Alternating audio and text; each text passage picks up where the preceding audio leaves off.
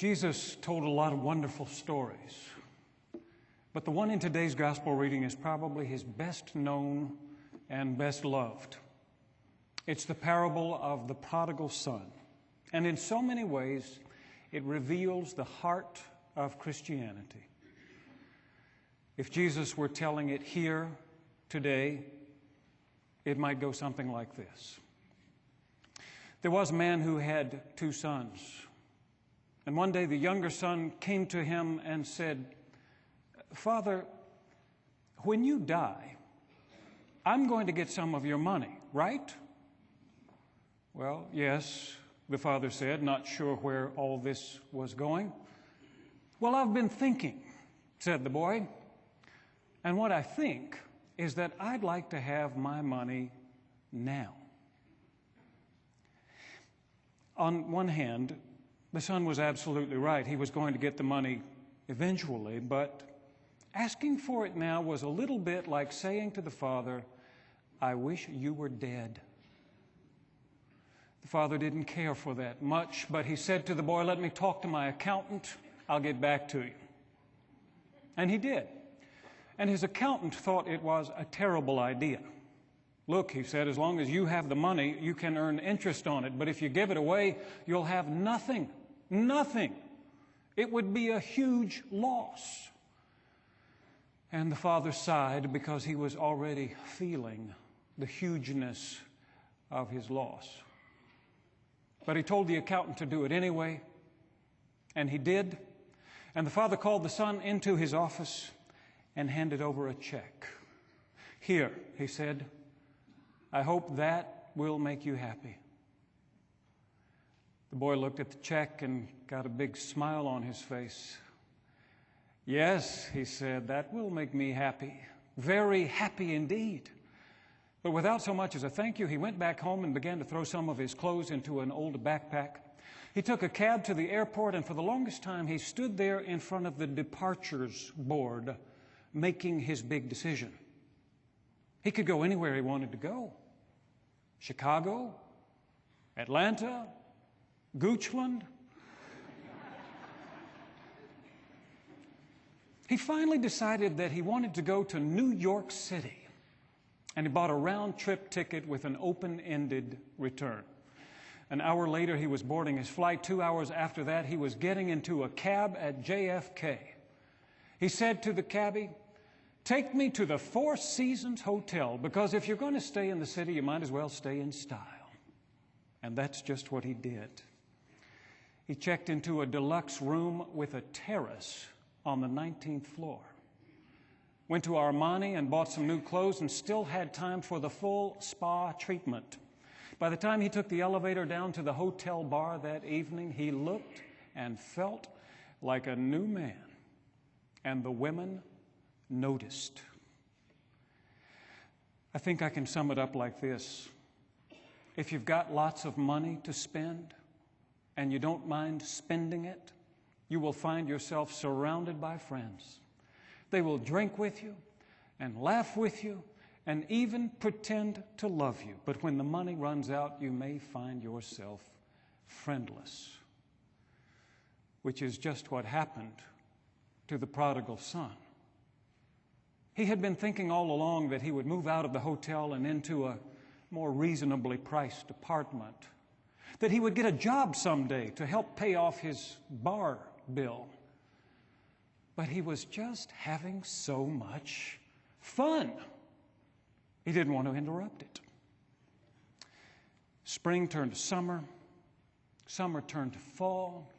Fall turned to winter. He stayed at that hotel through all 4 seasons. And in less time than he could have imagined, he had burned through that big pile of money. One cold January morning, there came a knock at the door. The hotel manager letting him know that his bank account was overdrawn. His Visa card was maxed out. He owed the hotel thousands of dollars. It was time for him to go. And without even giving the boy time to take a shower, he put him out on the street. There he stood, shivering in the January cold, wearing a rumpled Armani suit, holding on to his old backpack with his few belongings inside. He scrolled through the numbers on his cell phone, called one friend after another, asking if he could come and crash for just a little while. But they all said no. They had seen this coming. He went inside a McDonald's to get warm, but finally they told him that if he wasn't a customer, he would have to leave. So he fished around in his pocket to see if he could find some change in there, but there was nothing. Took out his wallet and looked inside. All he found was that maxed out Visa card and his driver's license with a picture on it of a boy he could hardly recognize. He stumbled out onto the street and into the cold. By 3 o'clock that afternoon, he was almost literally freezing, starving. He ended up over in Hell's Kitchen, where somebody had told him that he could find a meal and maybe a bed for the night. At 6 o'clock that evening, he was in a room with 100 other homeless men, slurping down a bowl of hot soup and hoping he would be one of the lucky ones who got a bed. It went on like that for 6 weeks. Each day, a desperate bid for survival. Each night, a misery of tossing and turning on an iron cot with 100 men sleeping and snoring and stinking all around him. Almost every night, he dreamed of home, of his own room, with clean sheets on the bed and thick carpeting on the floor. He dreamed of sitting at the family table and feeling the warmth of his father's smile. One night, that dream woke him up, and he reached under his cot, took out his backpack, found a forgotten zipper on a side pouch, reached inside, and discovered that the other half of his round-trip ticket was still in there, crumpled, worn, but still in there. And he made up his mind to go back home. Next morning, he got up and walked downtown to catch the shuttle to the airport. It took him a while to bum enough money for the ride. He finally made a cardboard sign that said, "Trying to get home to my father." And when he finished, he sat there holding it, and older man in an expensive suit, stopped and looked at that sign for the longest time. Finally wiped the tears from his eyes, reached in his wallet and took out a $100 bill, handing it over to the boy. "Here," he said, "hope somebody will do the same for my son someday." The boy's father saw the cab coming while it was still a half-mile down the road.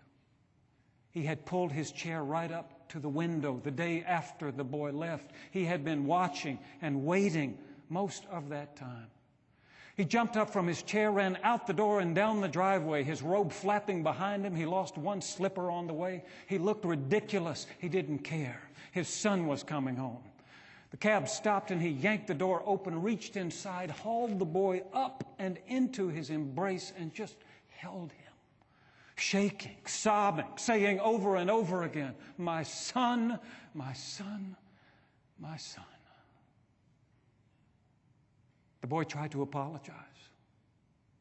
Tried to say, "Dad, I'm sorry that it's come to this. I didn't mean to. I'm not worthy." But his dad wasn't listening. Finally, he took the boy by his shoulders, looked him in the eye, and said, "Listen to me. Tonight, I'm going to throw the biggest party this town has ever seen. I don't care how much it costs. I want everybody to know that I got my boy back. I got my boy back. I thought you were dead, but look at you. Alive. Thought I'd lost you forever. But here you are, found." It's a story of reconciliation. A story about how God loves us no matter how badly we've sinned, and how He is always willing and ready to welcome us home. Perhaps I should pause right there long enough to say that if any of you are in that place where you think maybe you've messed up so badly not even God could welcome you home, you're wrong about that. This story is in the Bible to prove that you're wrong about that God is always willing and ready. His arms are always open to you. All you have to do is make up your mind that it's time to go home.